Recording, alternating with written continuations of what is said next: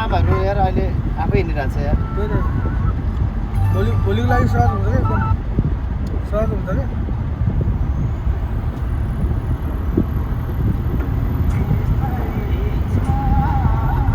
आफै गरेको कि जायो भने फेरि गरे अगाडि उभिँदा होइन दाइले फेरि यार काशी भन्दै भने फेरि स्टेरिङ छोडिदियो भने त अबुई म कति जाँदै होला कति जाँदा ब्रेक अहिले भन्नु होइन कलकत्ता अब अमृत गुरुङको आवाजमा सुन्नुहोस् कुन गीत हो रे यो